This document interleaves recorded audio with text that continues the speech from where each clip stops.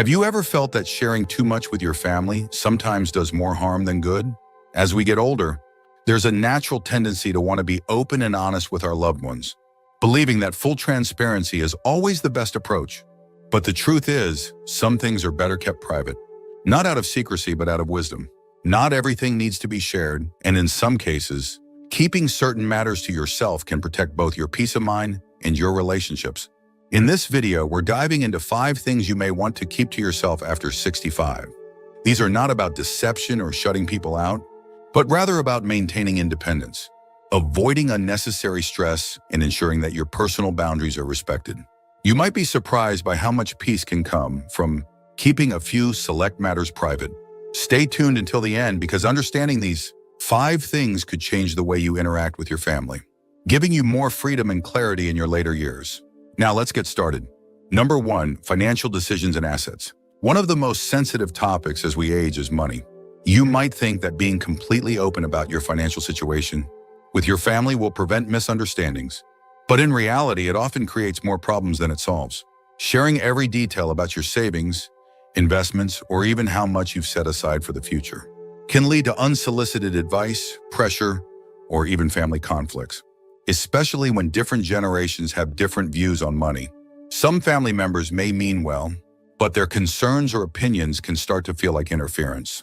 And in some unfortunate cases, people who were once distant suddenly become very interested in your finances.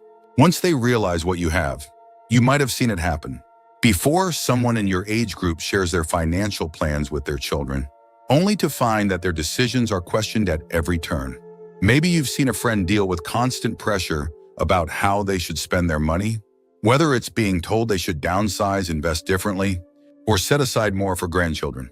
It's one thing to get advice when you ask for it, but when people start thinking they have a say in your personal choices, it can quickly become frustrating. And the reality is, once you let people in on your full financial picture, you can't take that knowledge back. There's also the matter of personal control.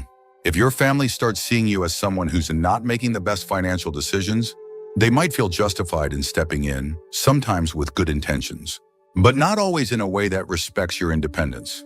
You might hear comments like, "Are you sure you should be spending that much? Or wouldn't it be smarter to give some of that away now instead of later?" And even if no one directly pressures you, just knowing that others are watching and analyzing your choices can feel uncomfortable. This doesn't mean you should never talk about finances with your family. It's smart to have clear estate plans and to communicate necessary details when the time is right. But you don't have to share everything. The exact amount of money you have, what you spend on yourself, or even whether you've made a new investment, these are things that are yours to manage. If keeping some financial matters private allows you to enjoy your life without unnecessary opinions or pressure, then that's not secrecy, it's wisdom. Number 2, health concerns that are not urgent. As we age, it's natural to experience more health issues. And sometimes we feel the urge to share every little ache, pain, or discomfort with family. After all, they care about us, and we want them to know what's going on. But there's a difference between keeping loved ones informed about important medical matters and overwhelming them with every minor issue. Constantly sharing every little health concern can sometimes create unnecessary worry, stress, or even lead family members to start making decisions for you before it's necessary. You might have experienced this before, mentioning a small issue like joint pain or fatigue, and suddenly finding yourself in the middle of a debate about whether you should see a doctor, change your diet, or take a new supplement. Family members, especially younger ones, often mean well, but their concern can turn into pressure. Before you know it, they're researching treatments, scheduling appointments, or even making comments like, "You really need to take better care of yourself," as if you haven't been managing your own health for decades. There's also a psychological side to this. If you constantly talk about your health issues, even the minor ones, your family may begin to see you as someone who is declining faster than you really are. They might start treating you differently, assuming that you're more fragile or incapable than you actually feel. And once people see you in that light, it can be difficult to change their perception. Suddenly, they're hesitant to include you in certain activities, questioning your ability to travel or suggesting that maybe you need extra help, when all you did was mention that your knees were aching more than usual that day. Of course, it's important to communicate major health concerns, especially when they impact daily life or require family support. But choosing to keep minor issues to yourself doesn't mean you're being dishonest. It simply means you're protecting your own autonomy. You have the right to manage your health without unnecessary interventions or stress. Sometimes silence is the best way to maintain control over your own well-being. If you're still watching this video and finding these insights valuable, please comment number 2 below to let me know you're here. And if you haven't subscribed yet, I recommend you subscribe and turn on the bell so you don't miss any videos. Your support helps us continue creating good content to inform and inspire you. Now let's move forward. Number 3, your true thoughts on family conflicts. Family dynamics can be complicated, and as we get older, we often find ourselves in the middle of situations we never asked to be part of. Siblings arguing over an inheritance, adult children holding grudges, extended family members who don't get along. These things happen in almost every family. When you've lived long enough, you've seen patterns repeat, old wounds resurface, and history repeat itself. It's tempting to step in, offer advice, or share exactly what you think about who's right and who's wrong. But more often than not, doing so only adds fuel to the fire. Maybe you've experienced this before, trying to mediate a dispute, only to find that both sides suddenly turn against you.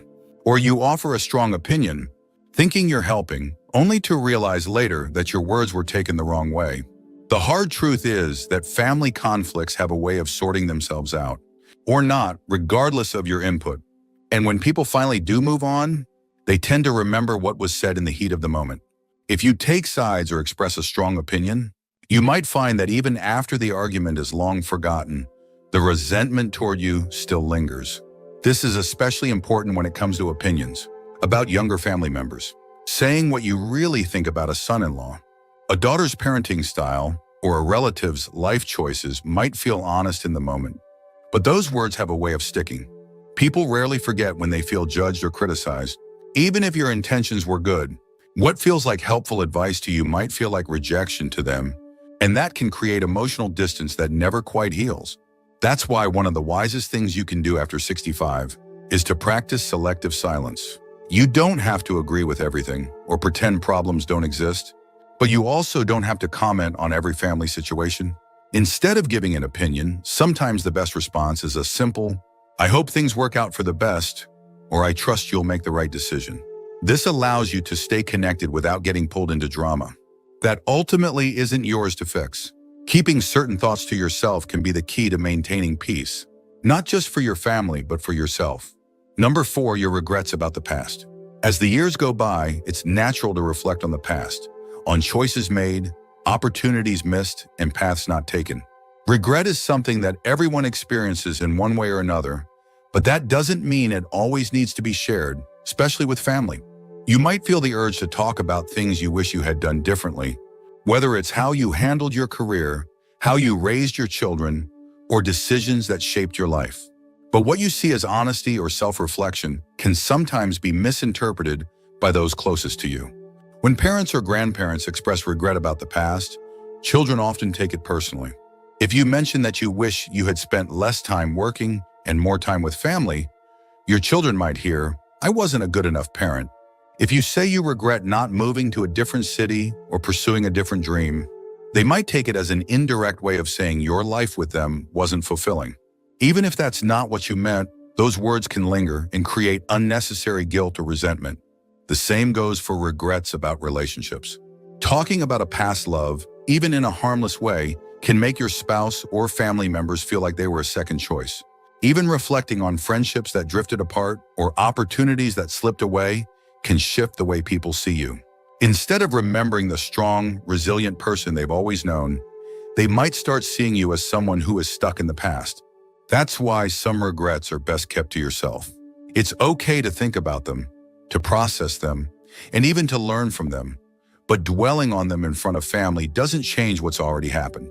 More often than not, it only places a burden on those who love you.